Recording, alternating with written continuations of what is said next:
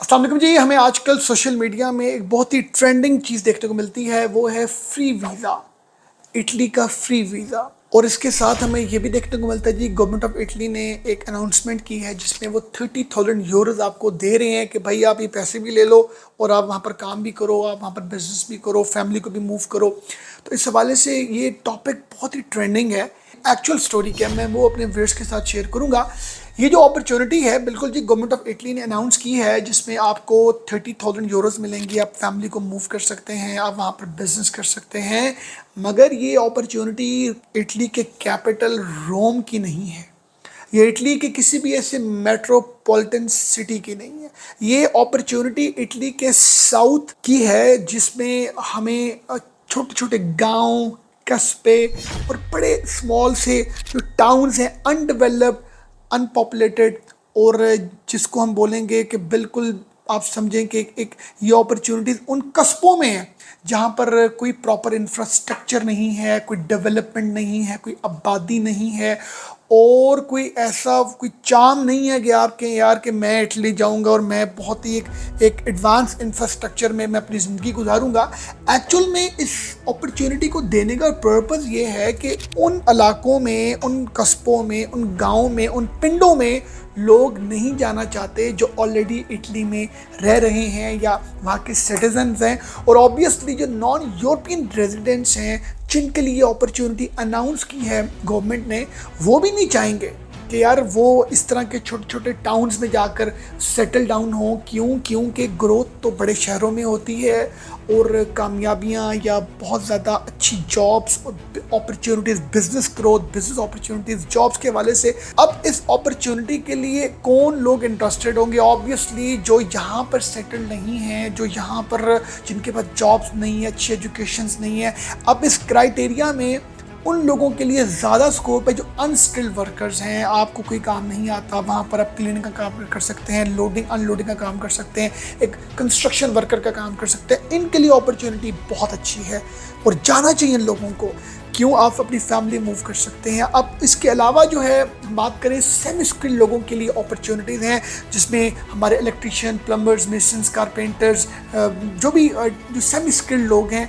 और इस अपॉर्चुनिटी में जो एलिजिबिलिटी है वो 18 ईयर्स अप टू 40 ईयर्स है। और ऑब्वियसली आप वहाँ जाते हैं फैमिली के साथ, आपको वर्क परमिट भी मिलता है, आपको साथ जो है वो उनकी हेल्थ इंश्योरेंस, हर तरह के आपको बेनिफिट्स मिलते हैं। मगर आपको वहाँ पर जाने के लिए मेंटली तौर पर प्रिपेयर होने की ज़रूरत है कि ये साउथ रीजन के वो शहर है, छोटे गांव, कस्बे हैं जहाँ पर कोई इतनी ज़्यादा पॉपुलेशन नहीं है, एक खामोशी है, एक नेचुरल ब्यूटी वहाँ पर एग्जिस्ट करती है। अब इस हवाले से इस क्राइटेरिया के लिए जो अब मेन जो कुछ फैक्ट्स हैं वो मैं आपके साथ शेयर करूंगा। जैसे कि मैंने बताया, आपकी 18 years minimum age up to 40 years होनी चाहिए। आप वहाँ पर कोई प्रॉपर्टी बाय करेंगे तो आपको गवर्नमेंट ऑफ इटली 30,000 यूरोस पे करेगी उस घर की रीस्ट्रक्चरिंग के लिए, रीबिल्ड के लिए, उसको दोबारा से बेहतर, उसकी जो ओवरऑल बिल्डिंग को बेहतर करने के लिए आपको पे किए जाएंगे। इकट्ठे आपको 30,000 यूरो नहीं दे दिया जाएगा। आपको 5 years you have to stay, you have to live, वहाँ पर आपको रहना पड़ेगा उस स्पेसिफिक टाउन में। बेसिकली ये अपने इंफ्रास्ट्रक्चर को रीबिल्ड करना चाहते हैं, अपने पुरानी टूटी इमारतों को ये चाहते हैं कि हम दोबारा से रीबिल्ड करें। ये उनका पर्पस है। ऑब्वियसली 30,000 यूरो वो आप पर जो स्पेंड करें इन 5 ईयर्स में, तो भाई आपका उन 5 सालों में आपका 1-2 लाख, इवन 3 लाख यूरोज लग चुका होगा in terms of tax, in terms of food जो आप खा रहे हैं, इन टर्म्स ऑफ कोई आप वहाँ पर गाड़ी ले रहे हैं। ये आपको इंस्टॉलमेंट बेसिस में आपको पैसे मिलेंगे, एट वन को आपको ये पैसे नहीं मिलेंगे। अब ये बेसिकली ज़्यादा प्रमोट लोगों को कर रहे हैं कि आप अपना बिजनेस वहाँ पर स्टार्ट करें। ऑब्वियसली एक एप्लीकेंट वहाँ पर अप्लाई करता है, इलेक्ट्रीशियन, और एक अप्लाई करता है जी कि मैं वहाँ पर इलेक्ट्रिकल कंपनी बनाना चाहता हूँ, कोई प्लम्बिंग कंपनी बनाना चाहता हूँ। तो ये वीज़ा उनको ज़्यादा ग्रांट होगा जो वहाँ पर छोटे छोटे कारोबार फ्लरिश करने के हवाले से अप्लाई करेंगे।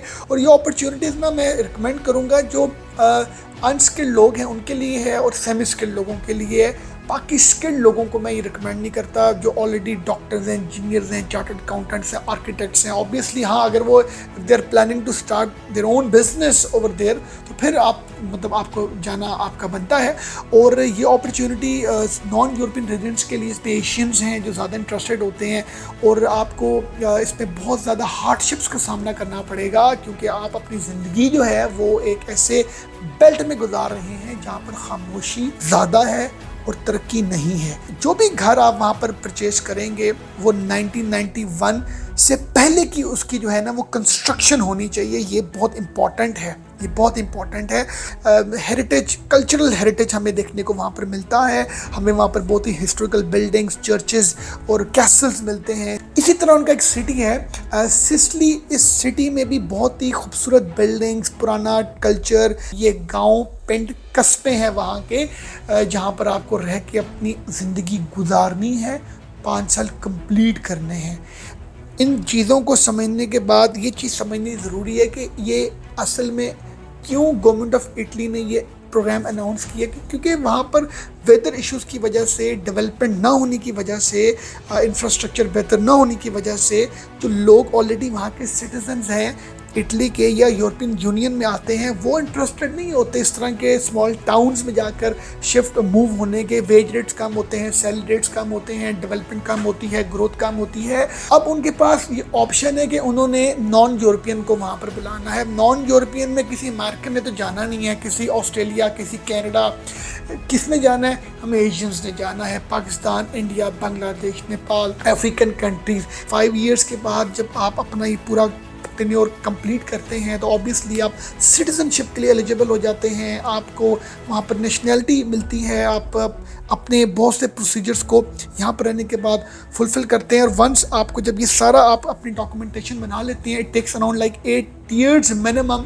तो उसके बाद आप 27 कंट्रीज़ में जो शेंजन स्टेट्स के आते हैं आपके लिए ओपन है, आप वहाँ पर जॉब्स कर सकते हैं। आप अपने उस स्मॉल टाउन से, कैलेब्रिया एक जो उनका स्मॉल सिटी है, वहाँ से मूव करके आप लग्जमबर्ग जा सकते हैं, आप पेरिस जा सकते हैं, आप किसी भी टॉप कंट्री में जो शेंजन में आता है आप वहाँ पर जाके बिजनेस कर सकते हैं, जॉब कर सकते हैं, उन्हीं बेहतर हेल्थ केयर फैसिलिटीज़ को अवेल कर सकते हैं। तो ओवरऑल इस तरह के एक हार्ड टाइम फेस करके जाना, वहाँ पर कुछ अर्सा गुजारना, तो उसके बाद आपके लिए डोर्स ओपन हो जाते हैं पूरे यूरोपियन यूनियन के।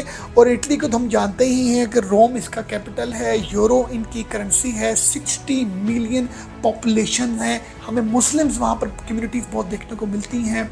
और इसके साथ हमें जो सबसे हमारे लिए चैलेंजिंग चीज़ है वो है लैंग्वेज। हम वहाँ जाकर अगर हमें कामयाब बनना है, हमें अपनी फील्ड में आगे बढ़ना है, तो हमें लैंग्वेज सीखनी पड़ेगी। सबसे बड़ा चैलेंज है।